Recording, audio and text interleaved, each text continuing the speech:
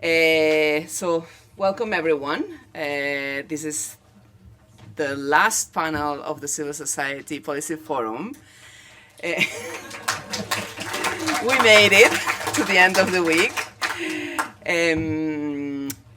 They put that last day, maybe because they thought people would go home, but here we are. That is important for our agendas, both as civil society and as policymakers.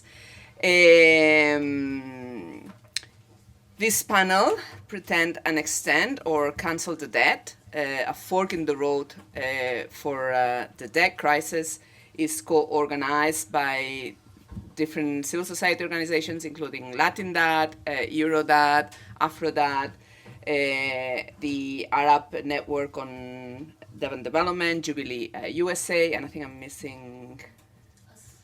Oh, Menafem. Sorry, I don't have that in writing. Apologies, it's Friday evening already.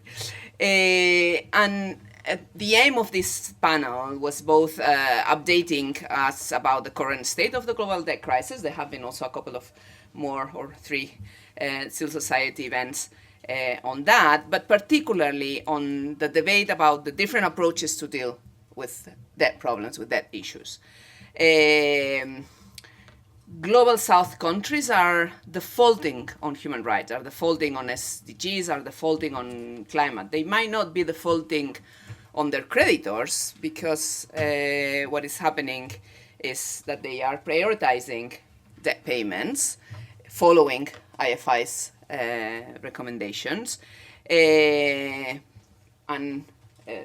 responding to these unsustainable levels of debt payments. While some institutions, including the IMF and the World Bank, are arguing that what they call solvency problems, the solvency risks, so the risk for countries to default, are broadly contained. That's the expression that they use. The reality is that billions of people are living in a full-blown debt crisis, and this is what we are seeing in the ground in African countries, in Latin American countries, in the MENA region, in Asian countries. According to UNCTAD, it's up to 3.3 billion people that live in countries that spend more on debt payments than on health or education. We will hear today some more statistics around this. And debt service is at the highest ever if you compound domestic debt payments and external debt payments. So governments in the Global South are avoiding defaulting on their creditors through implementing cuts in their public budgets and also through economic stagnation, because we all know that austerity, all including the IMF, that austerity stagnates economic growth and economic evolution. So despite this situation, dire situation, the focus is shifting from solving the solvency risks and the need, for instance, to improve debt restructurings and deliver on debt cancellation, debt relief, to a narrative of a short-term liquidity crunch. So some of the analysis that we hear from the IMF, from the World Bank, from some think tanks, is that what countries are facing is a liquidity problem. Therefore, the response is to lend more, to increase liquidity towards those countries so they can overcome this short-term liquidity crunch. This call for more financing to reverse what we have today, which is a negative net financial flows. This means that Global South countries are repaying to their creditors more than what they are receiving in new lending, is coupled with the calls for need for rescheduling or reprofiling. This meaning not necessarily having to deliver on debt cancellation, on reduction of debt stocks or cancellation of debt payments, but merely touching interest rates that countries are paying or expanding the time frame for debt repayments. The latest debt restructurings haven't delivered sufficient debt relief, and countries, and we will see this, are still left in a situation that they pay over 20% of their revenue to external debt payments, almost 50% if we include domestic and external debt payments. So the question today is, when looking at these challenges and the possible solutions, are we focusing too much on short-term measures that risk a highly limited impact and what we like to say in civil society, kicking the can down the road? So instead of working for long-term debt policies, structural solutions with broader long-term impacts. And this is the debate today that we hope to address. To discuss all of this today, we have, I don't know if we can have the online speakers in the screen. Yeah, I don't know. But we have today Martín Guzmán, professor at the School of International and Public Affairs at the Columbia University and former Minister of Economy of Argentina. Regrettably, he couldn't join us in person, so he's joining us online. And Hassan Sherry, assistant professor of economics at the Lebanese American University, who, given the situation in Lebanon, was forced to join us online as well. And then in the room we have Matthew Martin, director of Development Finance International, and we will have, as soon as she can arrive, she already alerted us that she would be a little bit late, Alison Holland, assistant director and division chief of the Strategy, Policy and Review Department at the IMF. We will go through 4 presentations, around 10 minutes, 8 to 10 minutes each. Thanks, Alison. I'm just finishing the presentation. So we will go through a series of 4 presentations. I'll address several questions to the speakers, and then we will open the floor for questions and answers. And hopefully after this hour and a half, this 90 minutes, we will have a little bit more responses on how we can address the situation. So we will start with Martín Guzmán. I hope he is online. I cannot see him, but I hope he can hear us. I'm on.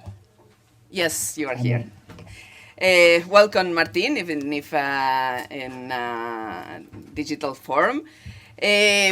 So, solvency risks or short-term liquidity crisis. This is the main question of the panel. But also, I would like you to share some highlights on how you assess the situation in the Global South, but also how we got here and how we get out. All of that in 10 minutes. Let's see if you can handle. The floor is yours, Martin. Okay, thank you, Yolanda, for the invitation and for organizing this very important discussion. As you know, I need to leave after my intervention, but I will stay connected without the camera to join the discussion while I'm on a cab on my way to the airport. So let me then, given that the first in the panel, address your question, providing an overview of what's going on. How did we get where we are, and an idea for path forward, but also let me highlight what I consider to be the key complexities to address the current debt crisis, or as you said, Yolanda, a development crisis. It's not just a debt crisis what many countries in the South are going through, but a real development crisis. So what's going on? What's going on is that in 2022, the direction of capital flows to developing nations changed. This was an outcome that came after years in which countries were receiving flows from the international private sector at very high rates, though, meaning that there was an acknowledgement of risks on the side of the private sector and on the public sector as well, that were getting compensated by a high risk premium. In 2008, when the US financial crisis began, the response of the US government was what we all know, quantitative easing, same in Europe, massive creation of liquidity. So the private sector was in a context of a very low interest rates environment, searching for yields in other countries. So many countries that had never borrowed international credit markets were able to borrow for the first time. I think it was a mistake. They shouldn't have borrowed from the international private sector at the high rates that they did, but they did it. And in 2022, in the context of a contractionary monetary policies following the war in Ukraine, contractionary monetary policies from advanced economies to fight inflation, leaving aside of whether that was the stance needed at the moment for fighting this supply shock. The consequence was tightened liquidity, less money and more expensive. So that led to more troubles for countries in the South for refinancing the debts. Something similar, of course, with differences, important differences, but also important similarities to what happened in the 1980s in Latin America. And what we witnessed was the harsh reality of capital markets, global capital markets. Global capital markets are pro-cyclical for developing nations and counter-cyclical for the advanced nations, meaning that when the global economy is doing well, capital flows to the developing world. But when there is a negative shock in the global economy, capital goes back to the safety. It goes to the advanced economies. So that's a problem. It exacerbates the volatility in developing nations.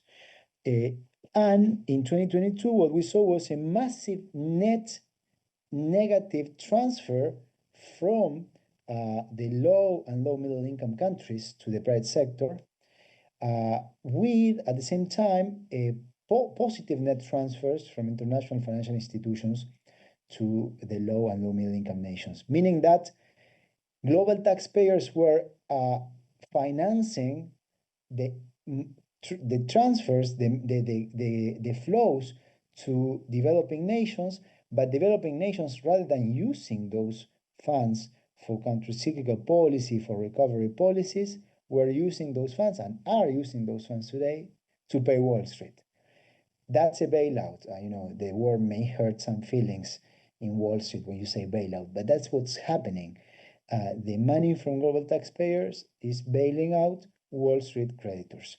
That's, of course, unacceptable from the viewpoint of economic development, social and human development, but that's a reality we're going through. So what we need to change that. We need to stop a situation in which money flows in from international financial institutions, and then it flows out to pay the private sector, and to a much lesser extent China. But the real big problem here is the private sector. You're not going to read that kind of narrative in the Wall Street Journal. I don't think you're going to read it that way in the Financial Times. The big problem here is the private sector. So what should happen is some form of debt operations in the countries that are going through this reality. The kind of debt operation will differ depending on the specific characteristics of that problem in the country in distress. We have countries that face mostly a problem of payments, too much concentration of payments in the short term.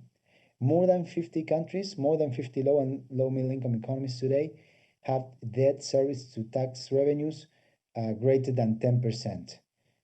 That's a massive number. And that means that there has to be, at the very least, if the problem is mostly short-term concentration of payments, extension of maturities with a significant reduction of interest rates, recognizing that debt operations should aim at the goal of restoring sustainability, and therefore the interest rates should be low if the debt operation is effective for restoring sustainability. There are countries for which that kind of operation of extending maturities and reducing interest rates will not be enough. and they will need haircuts on the principal, on the capital, debt reductions. The stocks should be reduced. The ultimate goal is that the countries have the space, the fiscal space, and the external space to have an economic recovery that can be sustained, that is sustainable over time. The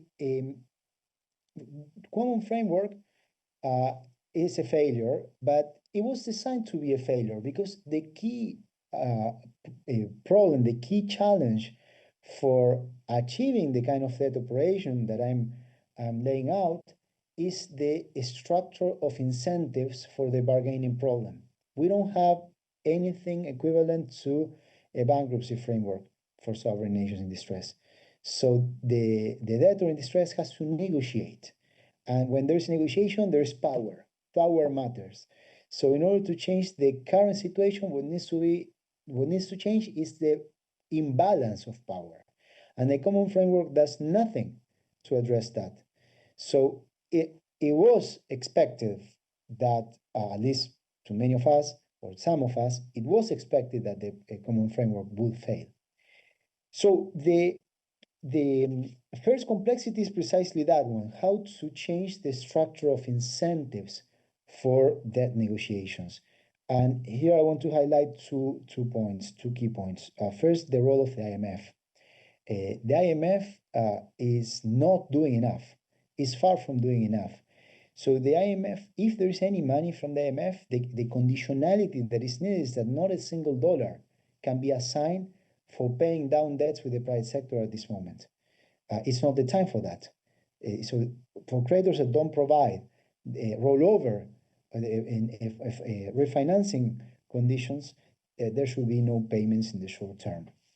And at the same time, the policies that the countries adopt should be of a counter-cyclical nature. And the role of the IMF in terms of policy design is key for affecting the power balance or imbalance, basically the framework for bargaining between the debtor and the creditors. And the second point is the legal frameworks. There is too much compensation in the New York law and also in the UK law, but mostly in the New York law, for delays in debt restructurings and for insufficient debt restructurings. This is a matter that needs to change, beginning by a change in the prejudgment interest rate that compensates debts in default today at 9%. It's been set in 1981 at that value. It doesn't make any sense to keep it at the same value as it was in a year in which the inflation rate in the US was 8.9%. This is not a protection for inflation today. It's an incentive for creditors to delay restructurings. The second complexity that I want to highlight is the length of extension of maturities. Different people in this room or in other rooms may have different views about how long it will take for countries to reaccess credit markets. My view is that it's going to take long. They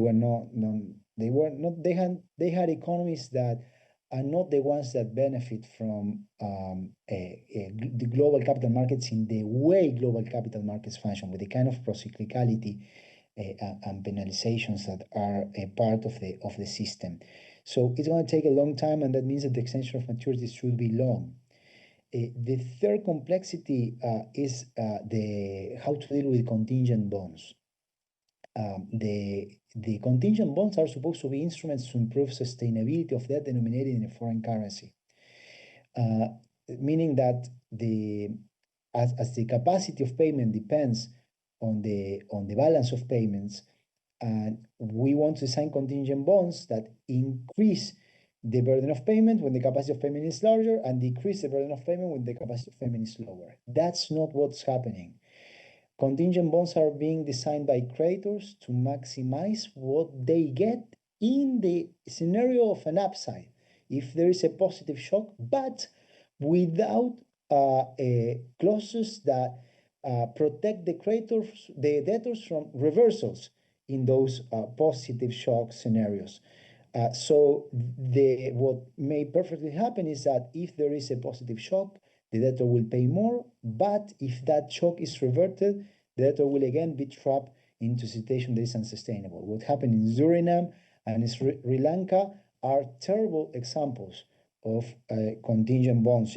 These are not instruments designed to improve the sustainability. And finally, climate. This is a very important aspect that has to be part of the discussion. There are shocks like the carbon pricing and the trade policies adopted mainly in Europe but extending to the rest of the world act as terms of trade shocks for countries in distress. These are discussions that have been held for a long time. Creditors should have anticipated that this was part of the spectrum of shocks. So these shocks should enter that sustainability analysis as terms of trade shock and be recognized in the perimeter of that relief that is needed for that sustainability. To conclude, so I meet my time constraint, I just want to highlight that the negotiations between a sovereign debtor and sovereign creditors are very different than the negotiations between a sovereign debtor and private creditors. We have an international financial architecture is flawed.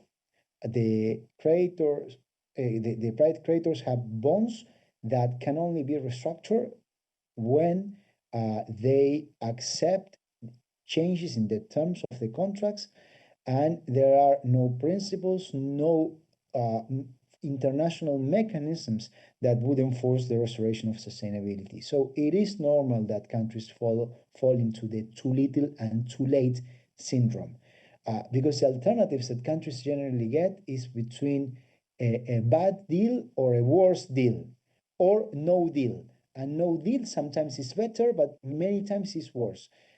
Here, the challenge is to change the structure of incentives, the imbalances of power, as much as possible to get the closest possible to a sustainable deal. Ideally, a sustainable deal, but as I say, there is no international framework, no mechanism that can ensure that as an outcome.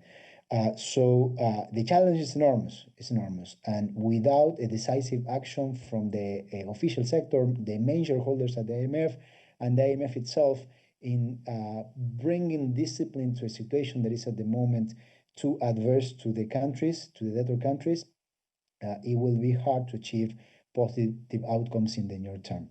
But your work is essential to bring, to change the narratives in the international community and put more pressure so outcomes can be different. Thank you. Thank you very much, Martin. It was a challenge, but you managed to say a lot in a very short time. I think this idea that the international financial architecture needs to change the structure of incentives and to change the bargaining power is a very interesting one, and many other ideas that we will consider in the discussion. Thanks a lot for joining. We know the agenda is very tight, so we really appreciate that you are here. And let me pass on to Alison Holland.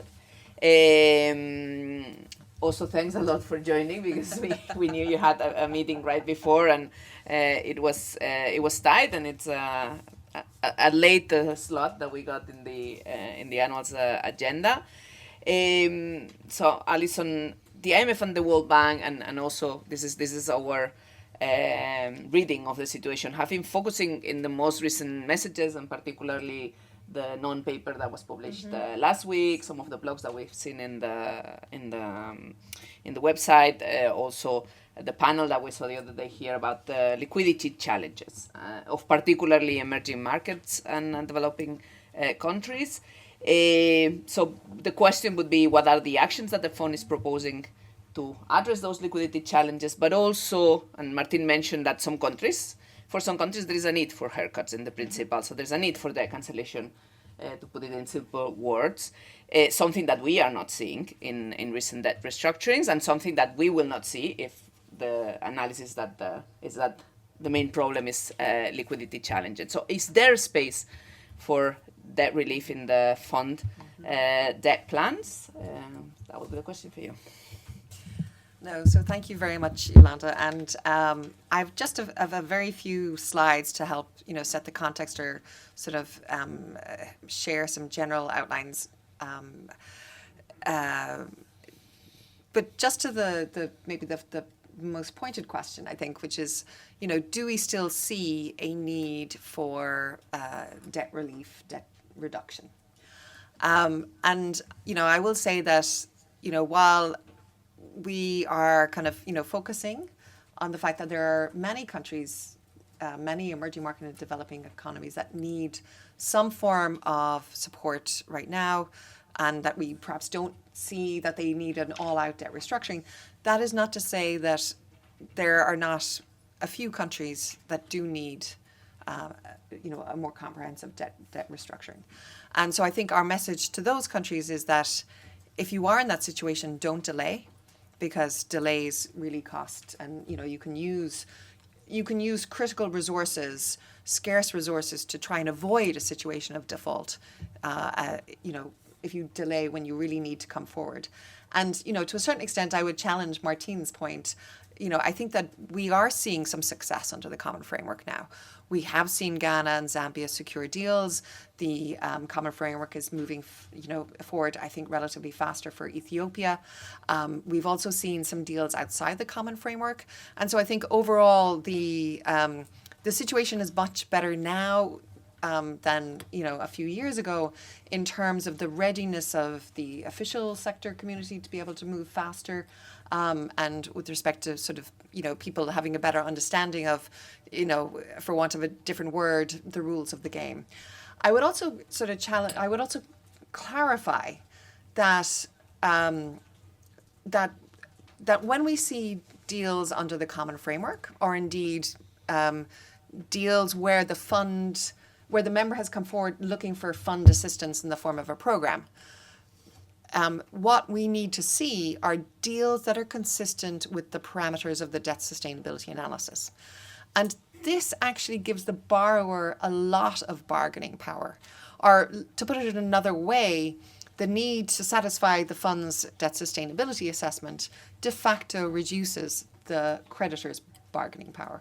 I think this is maybe a fact that is perhaps not well appreciated and well understood. And I would also say that, there are, under this framework, given that we're being bound by the parameters of the DSA, there is no compensation for delaying the process. There's no extra compensation to creditors for delaying the process. They don't win in this situation. So I did want to just, kind of flag that. But let me just carry on to kind of what we see, the fact that, as I said, there may be a few countries that still need a more fundamental debt restructuring, but we don't see that as key for the bulk of emerging market and developing economies. You may have heard that basically we currently have maybe around a third of low-income countries that are at high risk of debt distress. But if we actually look at that, we will see that what is triggering that risk rating is the fact that they have high debt servicing burdens. And we're very worried and conscious that these high debt servicing burdens is crowding out critical development spending, critical spending on climate issues, and to a certain extent making the fiscal framework somewhat more fragile, given sort of the potential for rising social and political pressures there. So we do need, as a community, to kind of come forward and to see what can be done here. And so, as I said, you've seen basically that obviously interest costs have been rising across the community of EMDEs. I don't think I need to say very much here. There's also then the issue of refinancing risks. So I think this is one thing that, again, for low-income countries, and especially, there's like massive refinancing risks relative to their historical trends. For emerging markets, it's more in line with the past, so they should be able to manage that a bit easier. But it's a real concern for low-income countries. And in particular, it is noteworthy to note that most of this debt service is actually due to the bilateral creditors and less so to the private sector. And then finally, we still see that despite efforts to consolidate, that low-income countries still face a high fiscal financing need. Indeed, when we look at actually the numbers, we do note that the primary deficit that low-income countries are running have narrowed significantly. But to a certain extent, again, the interest cost that they're facing means that they're having to run faster to stand still, and everything. So this is kind of what has really motivated our call, our work with the World Bank to sort of put on the table and to raise awareness that somehow the community needs to come together to help countries out of this mess. So this is really aimed at countries where, we still see debt as sustainable, but the liquidity pressures, do risk us potentially ending up in a situation where more is needed. Therefore, we've outlined three, actions on three fronts. So the first pillar is what countries can and should do for themselves. And this is really the actions they can take to improve the business environment, spur growth, efforts to enhance domestic resource mobilization, etc. And here, ourselves and the World Bank are prepared to continue working with countries on finding ways to design the reforms that are most effective, most relevant, and in a way that also allows for the appropriate mitigation of the impact on the poorest. But that needs to be complemented by external financial support. And this is obviously where the fund, we've spent a lot of time with our membership trying to ensure that we have adequate resources for the Poverty Reduction and Growth Trust. This is where our colleagues at the World Bank are very focused on the IDA replenishment. And this is really where we're calling on our members to sort of step up and support us so that we can continue to provide good quality concessional financing to the poorest. At the same time, as I said, there's a lot of refinancing that is needed from bilaterals in order to at least keep the average interest rate that countries are facing at current rates. That needs to be rolled over. However, we also see that bilaterals are facing cuts in their ODA budgets, and I think this is a major concern. So to a certain extent, if we don't see the financing coming from the bilaterals, it has to come from the private sector. And indeed, the development financing needs are so great, we cannot ignore the private sector. But the private sector, to crowd that in, we need to address the issue of risk reduction. And here, risk reduction means, our countries following a credible, strong reform program. Are countries doing enough on the governance and transparency and the accountability side? So that's one big element of reducing risk. But then is there a way to leverage the IFI balance sheets to sort of, provide for some risk sharing, some credit enhancement as a way to help the MDB resources go further? And I think this is maybe the most, one of the avenues that could be the most promising kind of going forward. So I think that these really kind of, sum up, how we see most that we can do most good right now. So let me pause there and stop there. Thank you. Thank you. Thanks a lot, Alison, also for sticking to the time. I think for everyone, the paper that was published last week also summarizes very well this proposal, but it's also interesting to see how it unfolds. And I see a fundamental question and kind of difference from what Martin was presenting on whether most countries are in the solvency risks or most countries are in the liquidity risk space. So let me turn to Matthew Martin. You just published an update on the Debt Service Watch and another briefing showing how those high levels of debt payments compare to public revenues, compared to public services expenditure. So we are starting to see through those analyses the impacts of these high debt payments in people's lives, because it's not just statistics and numbers. So according to your analysis, which are the risks for Global South countries if the responses are focusing on rescheduling payments, as Martin was proposing, or enhancing this liquidity and domestic resource mobilization and structural reforms, as the IMF and World Bank are proposing. But also, according to you, what should be the way forward? What are the proposals for the way forward? Thank you. Thanks, Yolanda. And first of all, can I just say how glad I am that there's so many people here. We had a conversation the other day where we said at 5:30 on the Friday evening of the annual meetings, will everybody already be on their way home and the room will be so empty that we just won't have a seminar? So thank you. But also, I think this is really symptomatic of the fact that, a bit like in about the year 2000, the last time the Pope declared a jubilee, debt has been and will continue to be for the next few years at the top of the agenda in these meetings. And so should it be. Why do I say that? And I want to say a huge thank you to Norwegian Church Aid for funding the work that we did to produce a report which is kind of lessons from 30 years of what's happened with debt relief negotiations, but also sponsored the Debt Service Watch database. Now, we produced the first report on that last year at these same meetings, talking about the fact that the average amount of debt service that countries were paying was 38% of their budget. This is across every single country that borrows from the World Bank, middle income, low income, and so on. I'm sorry to tell you, I mean, some of you might be pleased to hear, because maybe it gives us more force for our advocacy, that number in 2024 has gone up to 42% of countries' budgets, and in 2025 it will go up to 47% of countries' budgets. And those are the IMF's numbers. So our Debt Service Watch database is taken from the IMF's numbers. We validate them against countries' own budget forecasts and own national debt reports. So that's combined external and domestic debt.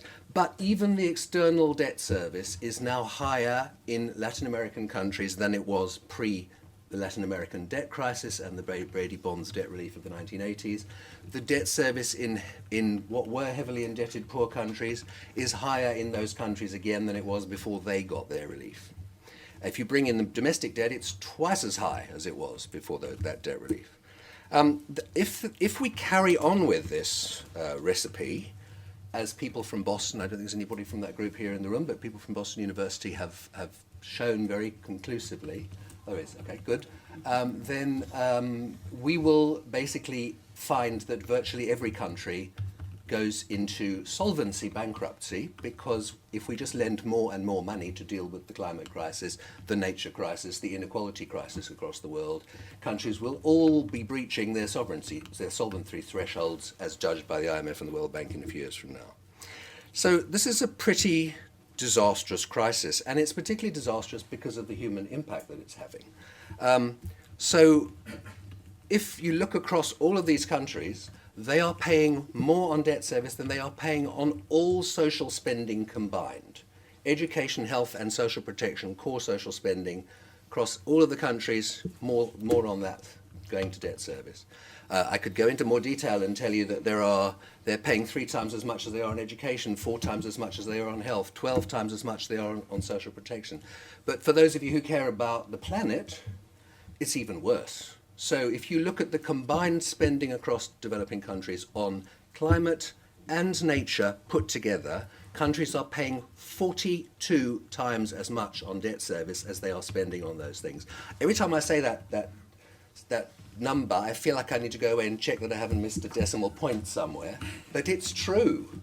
And so this is just a really crucial and very, very widespread crisis. When I say very widespread, there are 112 countries that currently have debt service levels above those considered unsustainable by the IMF and the World Bank. I know that I'm putting in their domestic debt, and they would maybe say that those levels are only applicable to external debt, but basically above 20% of their budget revenue. And this is not, just in case anybody in this room thinks, why did all these countries we gave debt relief before, why were they so irresponsible, they got themselves back into a mess? This is not what has happened. We did some econometric tests to check what could you relate most closely to the current debt crisis, and we found that the one variable which related most closely was accessing the global bond market. So I strongly agree with what Martin said about that is the root of this crisis, not not countries getting back into a mess because we gave them debt relief the first time. All right, so what are we currently doing about it is so totally inadequate that I barely want to talk about it. I do agree with Alison that we've come some way, that the common framework is working faster. The common framework has brought people together who never sat in the same room before, although for those of you who don't know anything about China's history of debt relief, they were providing debt relief before we were in the West in the 1970s. And so we should not patronize them by saying that this process has made them provide debt relief for the first time, because that is not the case. They have been doing it. It's nice that everybody's sitting in a room and agreeing on how to do it better, and that's great. But as Martin said, we're a long way from adequate delivery of debt relief by commercial creditors, or even, and we need to look at this for countries like Sierra Leone, like Malawi, by multilateral creditors, as we did under the HIPC initiative. And the most egregious thing, and I really agree with what Martin said, but let me say it even more full-frontally, if you like, are these clauses which say to countries, if you do better, if you implement the reform programs you're agreeing with the IMF, you will have to pay more debt service to the creditors. Your citizens will not get any of the benefits of that. Anything that you earn that's extra will go to the creditors. So that, for example, Chad had debt relief, in quotes, because basically what happened was the oil price went up and Chad ended up repaying its debt faster than it would have done according to the original payment schedule. So, and that could well happen to countries like Suriname and Sri Lanka as well. I hope not. But before, we used to have a system where we said it was called topping up under HIPC. If your situation got worse, you got more debt relief. Now somehow this has been transformed into something, I think, completely distortionary and providing very weird incentives for countries who, why would you want to implement a reform program if all the benefits of that reform program go to your creditors and not to your people? But Alison, I'm sure you want to come back on that, but it just seems to me a very perverse set of incentives for governments, and if I was a citizen of that country, I would be furious.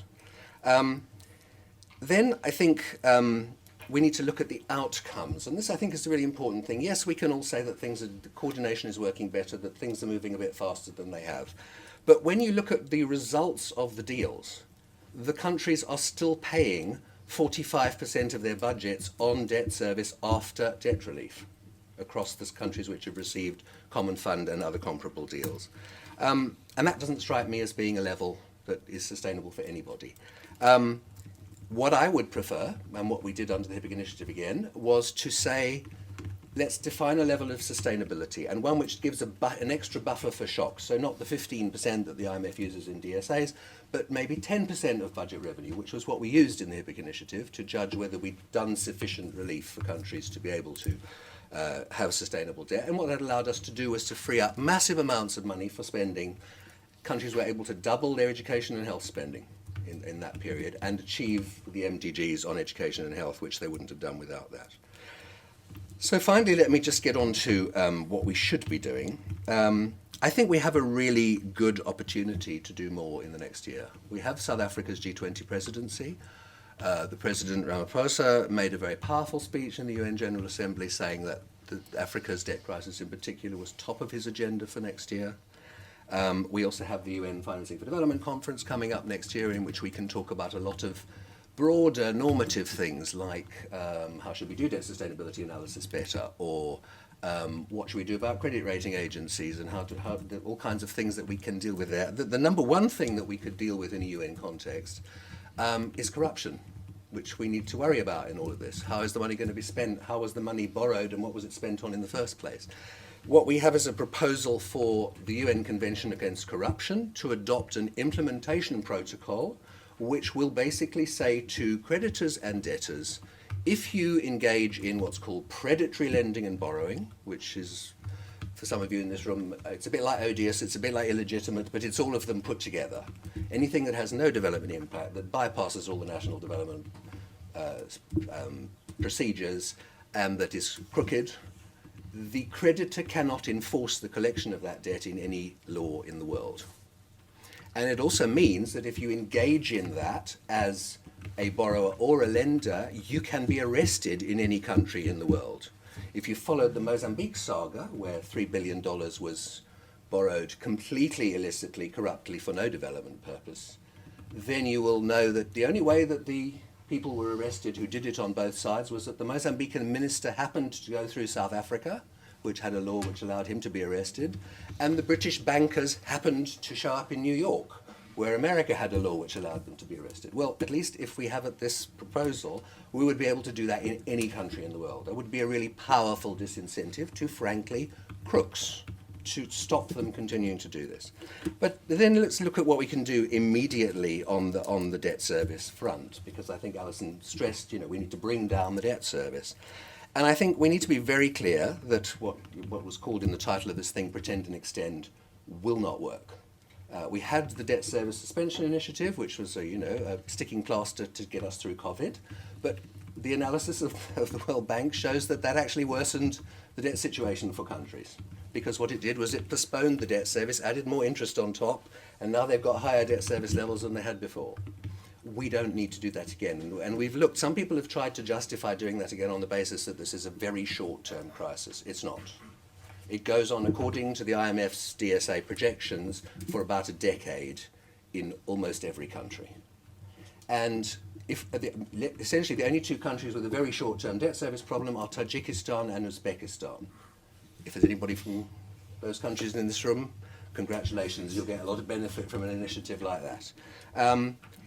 But for the other countries, there are three things we could do. So there are countries which have to go to the markets. You might disagree that they should be doing, but they have to go to the markets pretty much every day of the week to borrow to fund their budgets, like my home country, South Africa. We need to find very major measures to bring down their borrowing costs. South Africa is now paying close on 10% on its borrowing. A few years ago, it was paying 5%. And it's crowding out all the spending on social protection, on social grants to protect the poorest people in that country from destitution. There are lots of ways we could do that. Notably, bonds could be issued at fixed positive real interest rates, but at a much lower interest rate than they are through auctions at the moment.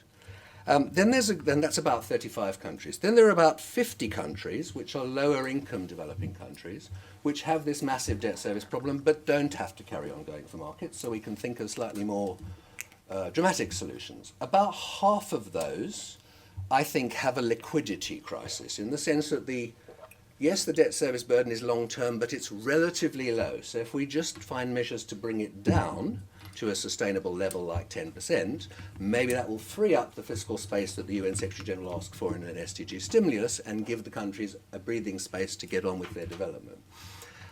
There are probably half of those countries where the debt service burden is so high and so long-term that they will need comprehensive debt reduction. Whether we do that through service reduction or whether we do that through stock reduction, it probably depends on how much money people are prepared to provide. And then finally, there's a group of countries which I was incredibly glad and sort of slightly proud to see my Prime Minister yesterday in Samoa saying desperately need debt relief, which are called small island developing states. Countries which are hit by pretty much constant these days, hurricanes, cyclones, typhoons, we call them different things in different seas of the world. And when they're hit by those, they lose massively large percentages of their GDP. Their people are left destitute. In the recent hurricane, in 3 of the 4 islands, 80% of houses were wiped out. And yet, what we say to them is, well, we are being incredibly generous by a recent initiative, which I salute, but is not enough, called climate resilient debt clauses, where you basically postpone the debt service. But of course, as I just said in relation to the pretend and extend, it does exactly that. And what happens is the country's debt burden just gets put off and gets bigger and bigger and bigger. And a large number of those small island developing countries are therefore now in a desperate situation. That's why you see Mia Motley touring the world saying we need more. And we have a proposal which we just launched today, and which I was glad to see, not an endorsement of our proposal, but the British government is putting us at the forefront of its agenda in the Commonwealth Summit that's happening at the moment, that you should cancel countries' debt service for the 3 or 5 years after they are hit by a disaster. in order to give them a breathing space to relieve their people's suffering and rebuild their countries. And I think that's, that's actually building on what the IMF currently does through its Catastrophe Containment and Reduction Trust. Did I get that right, Alison? I get so mixed up with all the acronyms. And I just think time is now for countries, for all the other institutions, the creditors institutions, to do the same thing. Thank you very much. Thank you. Thanks a lot, Matthew. That was also very comprehensive and a lot of food for thought on different avenues here. But let me go to the screen and to Hassan Sherry. I hope we can see you. Thanks a lot for joining, Hassan. Also, given the dire situation in Lebanon, thanks a lot for keeping your commitment to join the panel despite not being able to travel. I don't know if we can have Hassan on the screen. Yeah? Okay, great, thanks. So, Hassan, the question for you is also focusing on the MENA region. If you look at the Matthew's numbers, the region includes some of the countries with higher levels of both domestic and external debt payments. But countries in the region have so far avoided debt restructuring. I don't know if protracting the MENA region. Okay, Alison says doubting that. The IMF monitor signal last week how that levels were going to be probably also higher and growth levels maybe lower than projected. Also with a call for fiscal adjustment to countries with high debt levels. And what we hear from colleagues from the MENA region is that austerity and is high in the agenda in the country. So the question for you would be both to tell us about the consequences that you are seeing in the region of these high debt levels, but also what would be the proposals, the recommendations that you would bring in from that reality. Hassan, the floor is yours. Oh. Thank you very much, Yolanda. Thank you to the organizers, all of whom you've already mentioned in your introduction. Thanks to the panelists and to the IMF for hosting. The challenges in the MENA region are not very different from those in the Global South. But what I'm trying to do is really to bring in Arab voices into this conversation. So I'm going to answer your question, but before that, I just want to give a 1 to 2 minute overview about the landscape of where we stand today, where the region stands today. Now, the main issue is that around 14 Arab countries have not met one single SDG yet. And according to the United Nations Economic and Social Commission for Western Asia, this could actually add 60 years to the 2030 target to meet the SDGs. Now, if we look at the debt stocks, the debt servicing levels, these happen to be very high, as you correctly mentioned. If we look at the ratio of public debt to GDP, that is on average above developing countries' average. And if we look at the external share of external debt to GDP, that is above the average for developing countries, developed countries, and least developed countries around the world. But compounding that is really the debt service levels as well. So in some countries like Egypt, like Lebanon before the default in 2020, these levels have reached about 50% of revenue. So we're talking about total debt service to revenue. And this is really a reality. And what's also compounding this problem is the decrease in concessional financing that decreased by about 42% over the past decade in the region. So this really is a moral and development challenge, not only a financial challenge for that matter. So now to come to your question about the diagnosis from the perspective of civil society in the Arab region. As you mentioned in your introduction, there are claims that solvency risks have broadly been contained, and that's because fewer defaults have taken place and countries have so far been able to repay creditors. This is not a very accurate thing. And there are two red flags in this regard. First, as you mentioned, as civil society organizations in the region and the Global South have mentioned, part of why this is the case is because of the austerity measures that are attached to lending by IFIs. And here we're not talking about cuts in spending on any spending. We're talking about cuts in virtuous spending, things that increase and enhance or improve the quality of lives of citizens in this region and broadly in the Global South and around the world. But more importantly, in the region, the fact that less defaults are occurring could actually change at any moment, especially with the ongoing wars in the region and the likelihood that these wars could spread throughout the region. So, irrespective of these red flags, the message that civil society in the Arab region wants to convey is clear, that we believe there is a debt crisis.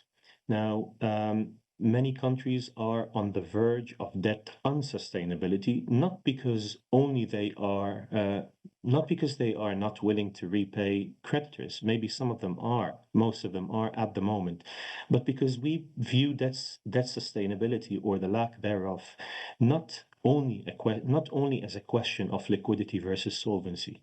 Default is not the only dimension to tell whether there is a debt crisis or not. Debt crisis could also has to do with massive cuts in spending, notably virtuous spending on public goods, which are considered integral to the SDGs. I think Matthew mentioned in the Global South there are cuts in government budgets, and some countries spend more on debt servicing than on education, social protection, and healthcare combined. And this is the case with many countries in this region, in the Arab region as well.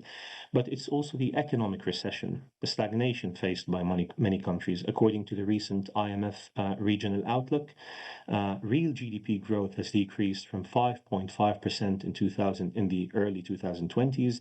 Now it's reached 1.3% in 2023. So unfortunately, these issues are not captured or embedded within the debt sustainability assessment frameworks at the moment, which happen to mostly focus on external debt. But many civil society organizations, whether in the region or in the broader Global South, believe that it's not only about external debt, it's also about domestic debt. But that's another story. Now, if I come to the remedies, as you asked, Yolanda. So, some countries in the region may be suited for short-run liquidity injections to try and avoid default. But again, for external finance to be able to improve debt sustainability for many of these countries, they have to achieve growth rates which exceed interest rates on the debt. And in light of the current stagnation, this is not a realistic scenario. But if these short-run measures are to be carried out, they have to come at concessional and affordable rates. But not only that, it's also, as Martin mentioned, they have to basically be accompanied by measures to make sure that this financing remains in during recessions. Basically, recession is the state of affairs today in the region, like in many other regions around the Global South. But I also want to re-emphasize the fact that 14 Arab countries have not achieved any single sustainable development goal yet. When we're talking about 14 countries, out of 22 countries in the region, we're talking about more than 60% of the countries. Yes, most of these countries have not defaulted on their debt, but there is no guarantee that they won't default on their climate or development obligations.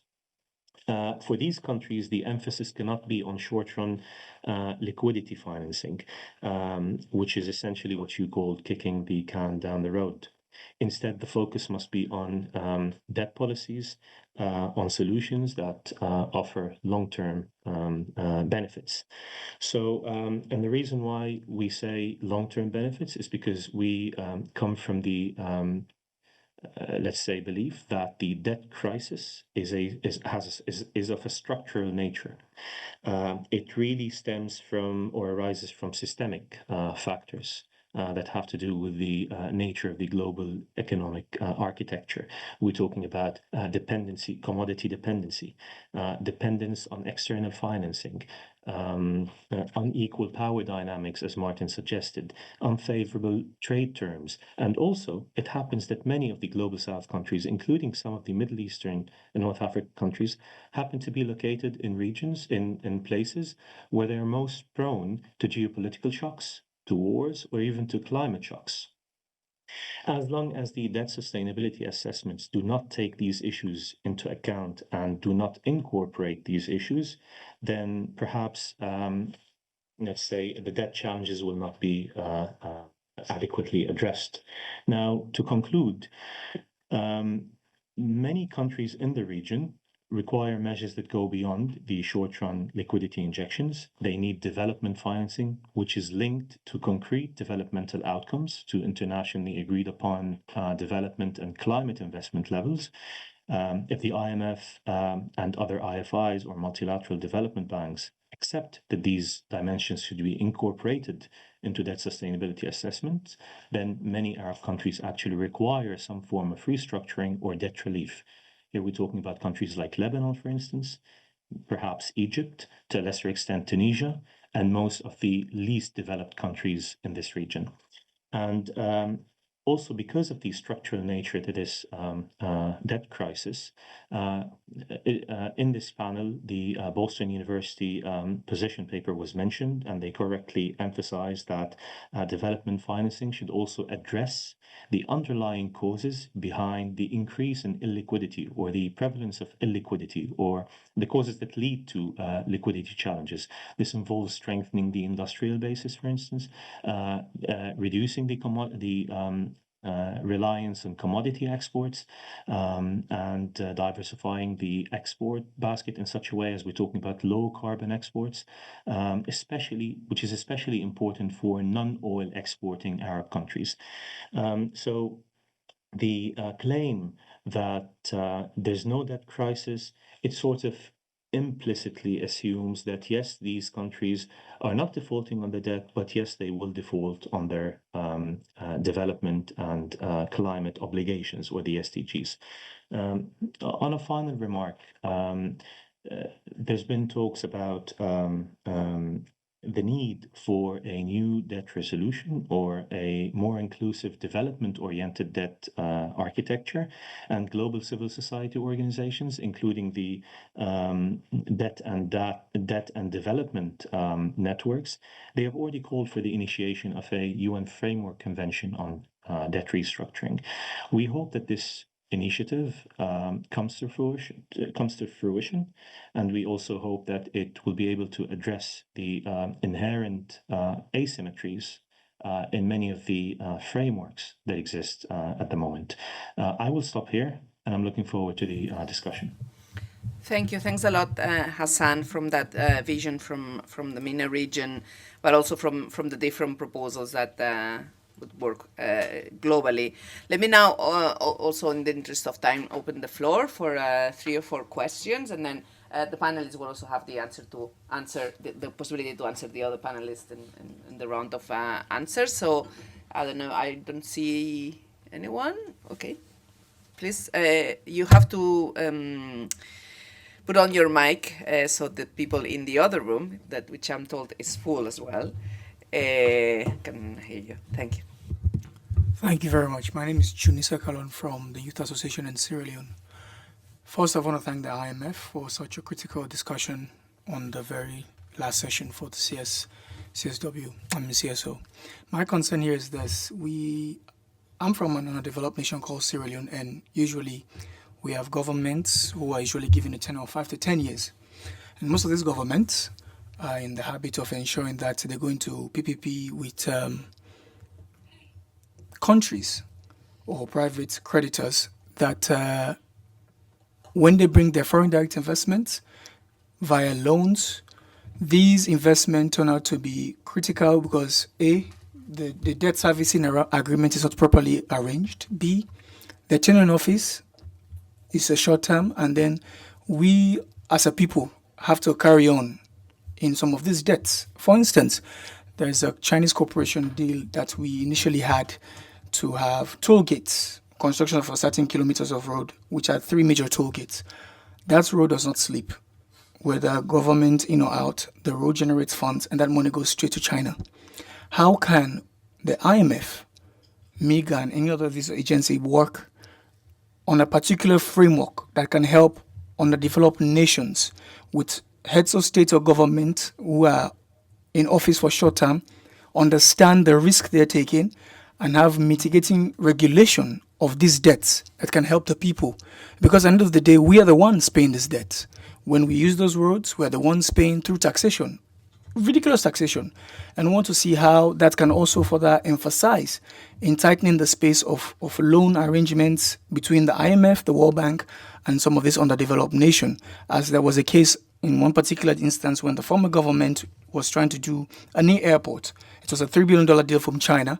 The World Bank country had to go on national TV to tell the country that if Sierra Leone ventures on this, we are going beyond an understanding of bankruptcy that cannot save the country. So we want to see what policies can you put in place that can absorb some of these shocks and political agendas that people may not understand. Yeah, thank you. Thank you. Thanks a lot for the question.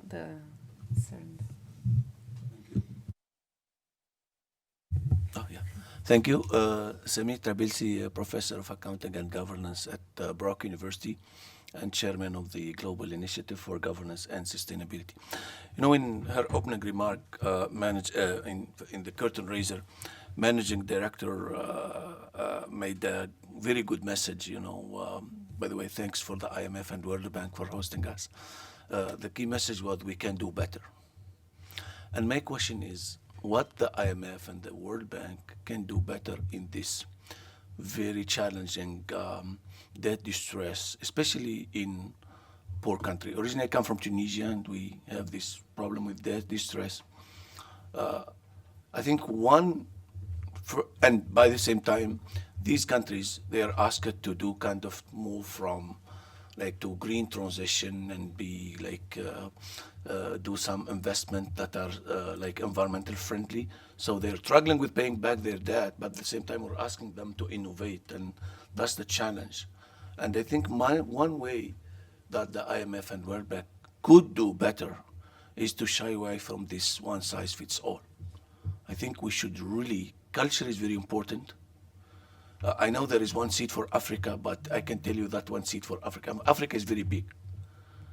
One seat, okay, we'll celebrate, but I don't think it's a big celebration. So I think we can do better in terms of governance. We can do better in terms of shying away for this one size fits all. Thank you. Thank you. I don't see any other questions. Oh, okay, Tim, please. Yeah, hi, I'm Tim Herschel-Burns with the Boston University Global Development Policy Center. So my question is less about the broader diagnosis questions, but about some of the proposals on liquidity, which I think sometimes are a little bit more difficult to achieve than can be assumed, and particularly with the domestic resource mobilization and structural reforms pillar. I wanted to ask, because on the one hand, there's this idea that it's a short-term liquidity crunch, and on the other hand, domestic resource mobilization and structural reforms are things that often would seem to require a longer time period. So I just wanted to ask about the prospects of that yielding results in a quick enough time to address liquidity challenges. Thank you. And Aldo, and then we go back to the... Yeah, thank you. So I was alarmed to hear what Matthew said about the disincentive for countries to actually improve their performance. I remember that was one of the things that was argued before the All Debt Relief Initiative was called the Laffer curve of debt. And for those who are economists, the Laffer curve was used to justify the tax cuts in the Reagan era, and it's the same argument. Is if you, by working harder and being more successful, you're going to generate benefits that are taken away. Why would you do that? So I was just the first time I thought about it in these terms as listening to Matthew. But yeah, I wonder if is that something that the IMF would be worried about. And then the other thing that I wonder if the IMF is worried about is so with all these proposals to inject more financing into countries to help them address what the fund considers are short-term difficulties. There is also an element there of incentivizing what Carmen Reinhardt calls gambling for salvation. No? I mean, countries that perhaps are in a situation where they do have to look for debt restructuring. I really liked more the fund's line of a couple of years ago when it was encouraging countries to seek a preemptive restructuring.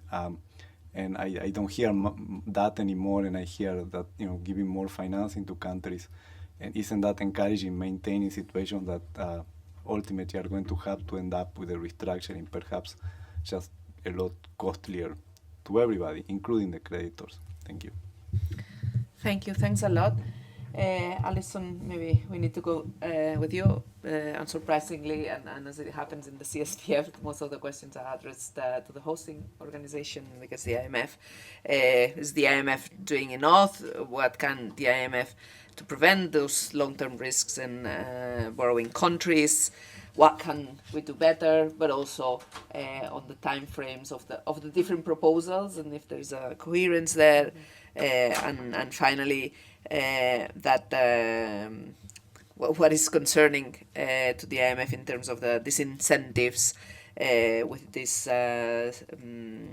these clauses, but also I also noticed this lack of proposals around preemptive restructuring that are not on the table anymore. And then we'll give also the floor to Matthew and Hassan. Okay, so we've discussed and touched on many issues here this evening, and it's so the question is like how to sort of narrow down on a few things. But let me start by the technical issue of concerns around some of these state contingent treatments that we've seen in a few of the recent restructuring cases. And again, as I mentioned, in each of the restructurings that we've seen, because the restructurings that we have seen recently have all been post-default restructurings, and all in the context of an IMF program. And so in all those cases, in order for the IMF program to go forward, we need to be satisfied that debt sustainability, as measured by our debt sustainability framework, those conditions are met.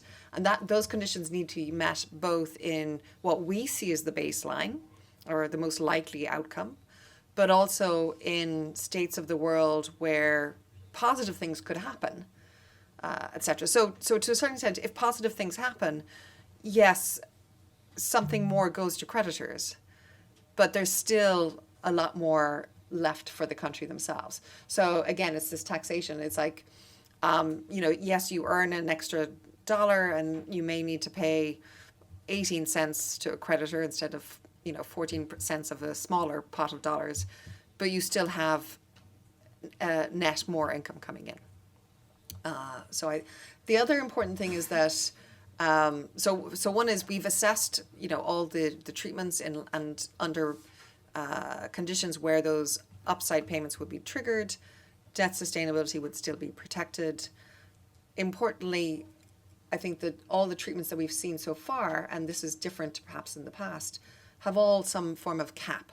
So there's a maximum amount that would go to creditors. So that's also important to recognize. Then on the preemptive restructuring issue, I think it's an interesting question. Countries de facto don't like to default. There's a long process with credit rating agencies to get out of a default rating, and so that can be a disincentive for them to take the action that they should be taking early. I would say, again, what we can do is, as part of our surveillance, we can point out the risks, but ultimately the choice of whether to restructure or not lies with the government. That said, and this is maybe a little bit different to the past, is that what we've seen in the past are preemptive debt restructurings by some market access countries, and it's fair to say that we have seen too little too late. In the interim, I think we have refined our own measurement of debt sustainability. We have a much more rigorous approach now, and I think that in a preemptive, in a preemptive debt restructuring, we can still use those tools to inform those debt restructuring. So, if a country did choose to do a preemptive debt restructuring, I would hope that we now are in a better place to avoid the too little part. In terms of the one size fits all, and indeed, like kind of what these proposals on liquidity, maybe look like. First of all, I would say that I think that what we're proposing is actually a very country driven, a very tailored approach. So we're not proposing a cookie cutter approach here. I think to a certain extent, we'll have to learn by doing, and we're hoping to learn by specific country experiences as we go forward to see what's working well. I think that it's true that because the structural reform element is important to build future resilience, but it won't yield results quickly, and so therefore that's why it needs to be coupled with resources from official creditors, concessional resources, ideally even grants, and also then efforts to sort of crowd in the private sector financing. So I think it is a package that has to work together. But the structural reform is important in order to build actually creditor support for initiatives. And then finally, to the question about the importance of institutional frameworks, I think that more broadly, the IMF, the World Bank, we stand ready to work with our membership in a way that reduces maybe or rather helps put in place strong institutional frameworks that are resilient to political changes. And so therefore this is the importance in PPPs, but more broadly in public investment management, in public financial management, that there's good transparency, good accountability, that there's technical capacity in order for the teams to be in country to be able to assess the benefits of different proposals and to recognize the risks involved. So let me pause there. I'm sorry for being long-winded. Thank you. Thanks a lot, Alison. I don't know, Matthew or Hassan, I'm not sure if Martin is online, but if any of you would like to come. Matthew?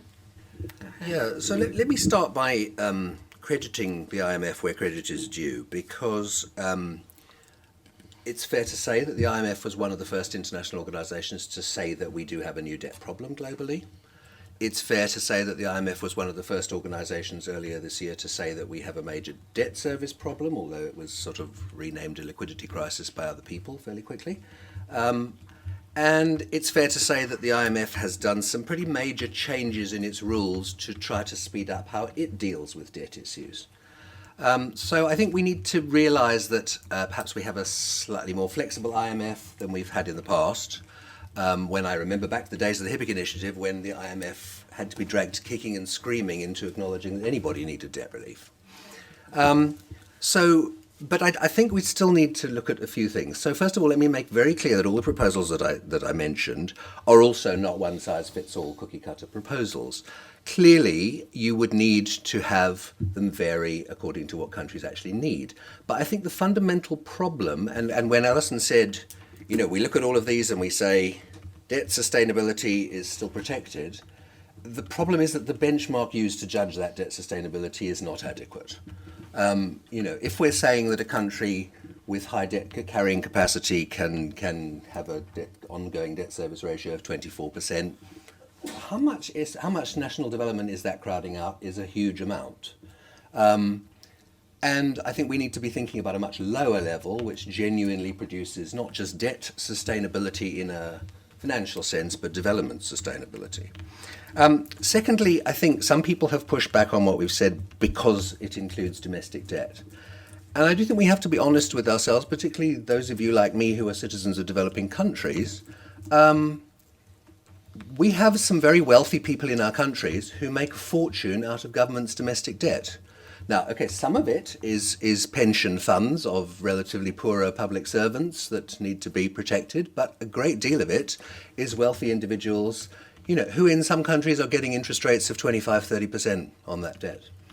And it's time that they also shared the burden in our countries, so that we can't just exclude domestic debt from the analysis. I hope, what I would like really to see before the South African G20 presidency really gets underway, so by the end of this year, after maybe South Africa's taken over the presidency but hasn't got fully down to work, is for the IMF and the World Bank to do a comprehensive diagnosis of this problem. I don't think it'll vary a lot from what I've been saying, because our numbers are taken from the IMF. And I just want to urge the IMF not to use the World Bank's international debt statistics numbers, on which I used to work in the World Bank, because they exclude service on debt you haven't borrowed yet, which means your service automatically goes like that as you repay your current debt. So use the IMF's own stuff from the DSAs, because that's what we're using, and you will have broadly the same sort of diagnosis. And it may well be we need to do different things about domestic debt and external debt, and it may well be that some countries don't need quite such dramatic external debt treatment because a lot of their burden is domestic. But if we can get that diagnosis done, then we really need, and the final thing I'll say, because people often ask the question, why are these countries not asking for debt relief? Why are they carrying on going to the markets? It's exactly the same thing as happened before HIPC, before Brady in Latin America. If there is no clear debt relief offer on the table, if I am a Minister of Finance, and I really take your point about short-termism and bad governments, but some Ministers of Finance, at least in this world, are responsible.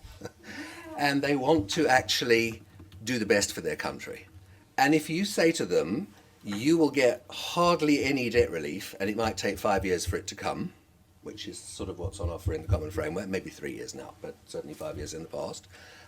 And you will get, let me be nicer than that. It's not hardly any debt relief, but you will still have a very heavy debt service burden after you've got the debt relief.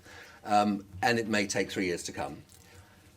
Or you could go to the bond markets and borrow another $1 billion and just hope somehow that something will come along that will drag you out of it, and you can carry on being refinanced. Or, maybe multilaterals and other organizations offering you extra money to bail you out as well. I think I would choose the put it off option. So what we need is a very clear offer on the table, and that's what we had with Brady bonds. People forget that a lot of countries in Latin America sort of didn't realize they had a debt crisis and opt for debt relief until the Brady bonds were an option. And then several countries went, oh, you know what, I think even Uruguay, which didn't think it had a debt crisis, went, oh, maybe we'll also go for that. Same thing with HIPC. I remember we had very lengthy discussions as we were working with HIPC governments, with Ghana, for example, with Bolivia, saying, well, why would we do this? Because we'll lose our access to, at the time, bank loans and Japanese loans and IMF loans or whatever. And when they worked out the numbers, because there was a very clear, dramatic amount of debt relief on the table, it was obvious to them it was better to go for the debt relief. If that's not there, I think it's quite logical that they don't rush into a debt relief process with uncertain benefits instead of carrying on accessing markets. Thank you. Thanks a lot, Matthew. Hassan, I don't know if you're still there or if you want to come in. Or Martin. Can you hear me? Yes, we can. Okay, a quick note. There's a prevailing belief among CSOs in the Arab region and also in the Global South generally about whether IMF programs have generally succeeded in bringing about growth and allowing these countries to achieve development outcomes. Now, I was looking at the IMF Monitor database, which is linked to the University of Oxford. And I was looking at the breakdown of conditionality of the IMF by policy area. And for specifically the Arab region, we're looking at a number of countries, around 10 countries, for instance, low income and middle income. And this has been about 2,000 binding conditions over the past 2 decades. And these binding conditions, the majority of which had to do or were linked to austerity measures in addition to external debt-related issues.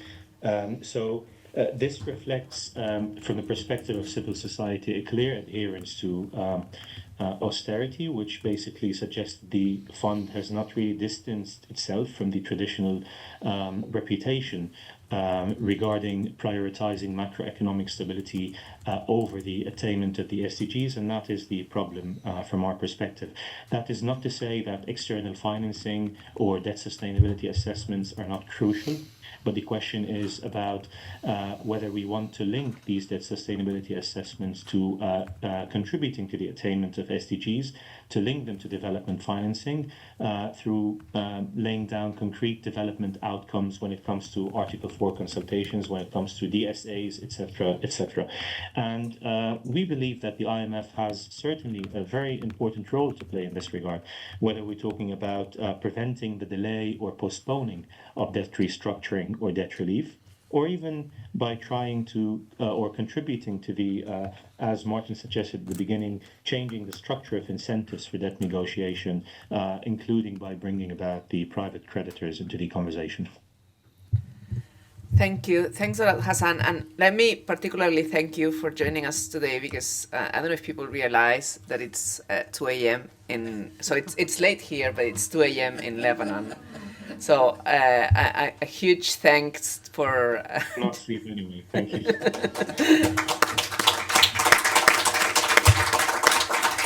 I'm here. Oh, great, Martin. You're back. I've been here all the time.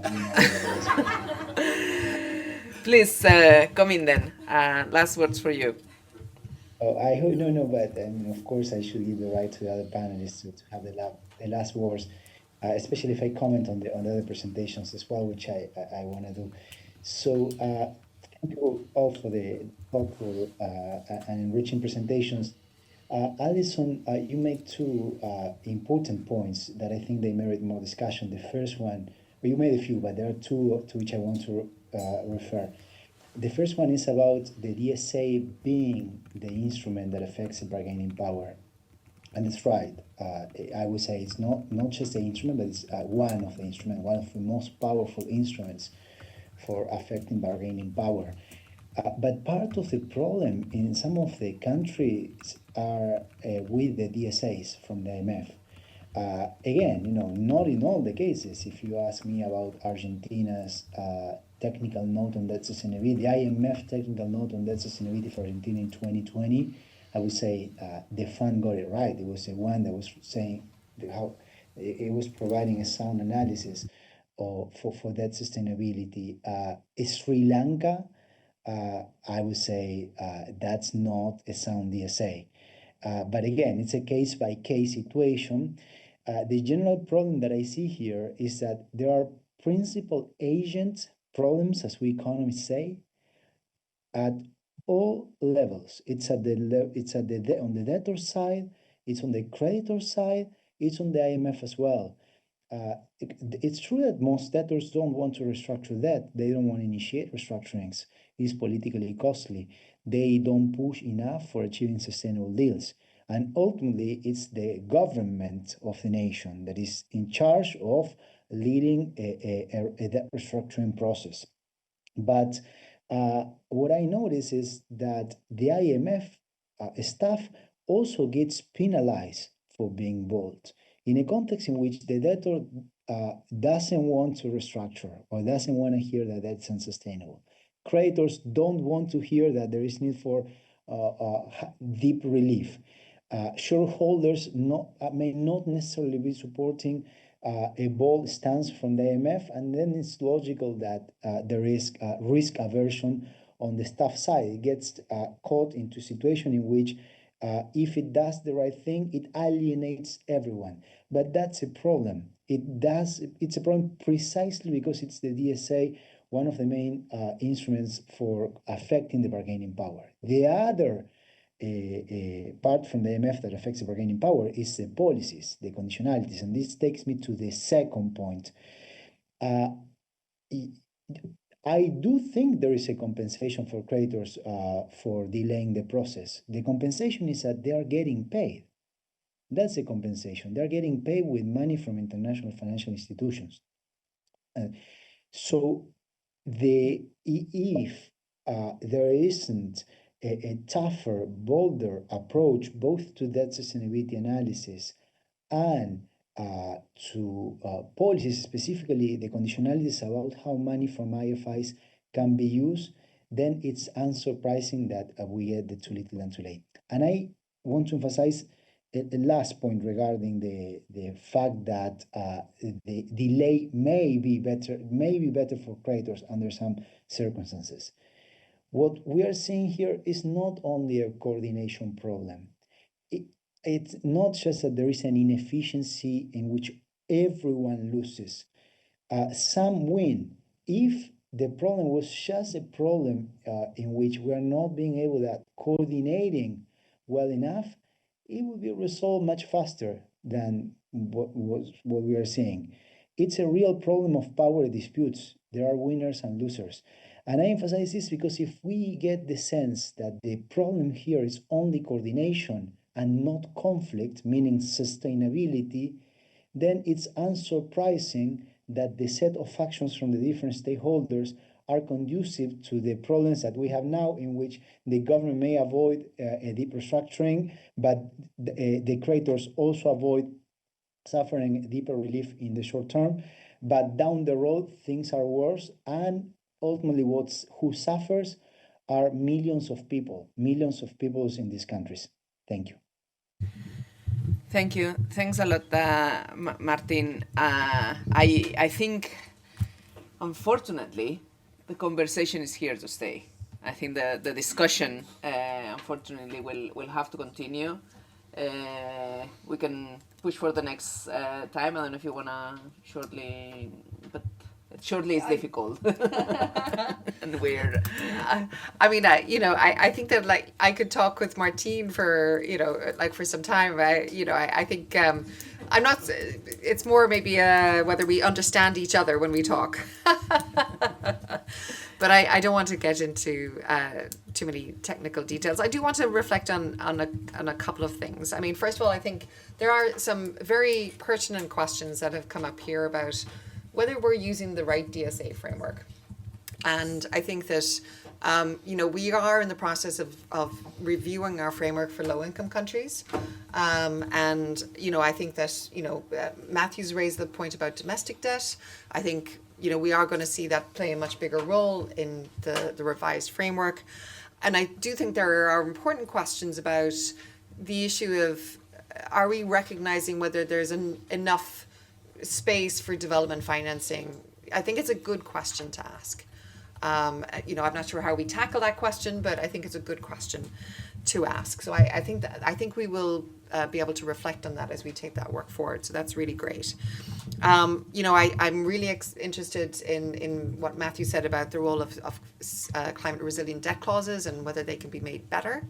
I think that's also an element where we can engage with the private sector to see, why we're not seeing better take up, how that could work out in everything. I also just wanted to sort of flag that,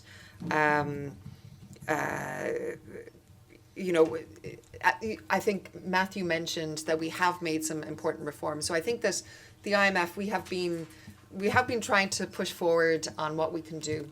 Obviously, we have our resilient sustainability facility that allows us to support countries with long-term financing to support important climate reforms. Again, our ability to support our countries is limited by the balance sheet that we have. And so I think a lot of what we're asking for today boils down to the willingness of donors, our members, the most well-off of our members, to allocate financing, be it financing for the fund so we can do our work, be it financing for the MDB so that they can do the work, or financing that they can, allocate directly to developing economies. And, I'm not sure how we can resolve that problem in terms of the supply of that financing, but I think that's where, that's one of the issues that I think that we need to figure out how to tackle going forward. But let me stop there as it's late. Thank you. Thanks a lot. Thanks a lot for everyone for enduring with us so late on a Friday, particularly Hassan. We have a lot of work ahead of us. Obviously, civil society will be there at the front line on seeing how these new DSAs will come, and if they will work for development, for climate, for gender justice, which is an issue that we didn't tackle today, how this no plan is being implemented, how this fiscal adjustment takes place in countries, what kind of structural reforms are being pushed or taken by countries, if it's the usual deregulation and market-focused reforms, if we see a change from regressive to progressive taxation in domestic resource mobilization, if we see a push for building industrial capacity, just green transition, or the usual exploitation of commodities. There's a lot of questions in the nitty-gritty of how this unfolds. So we will keep an eye on it as civil society, as usual. We will also be working, mobilizing. We have a very challenging, but also with a lot of possibilities year ahead, with the G20 South African presidency, with the African Union work on reparations next year, with the Jubilee 2025 as a huge milestone for civil society, the financing for development process. We have copies of our proposal for a UN framework convention on sovereign debts. If that would be another discussion, but if anyone wants to get into it, we have some copies here and some executive summaries outside. And let me end by thanking IMF for hosting us, our panelists for being here, everyone in this and the other room for being with us, Latindat, Afrodat, the Arab NGO Network for Development, Arab Watch Coalition, Budget Advocacy Network, Debt Justice Norway, Debt Justice UK, Development Finance International, Initiative for Social Economic Rights, Jubilee USA, MENAFEM, Oxfam, and Eurodat. That's the whole list that I didn't have in front of me for putting this together. Thank you very much. Thank you.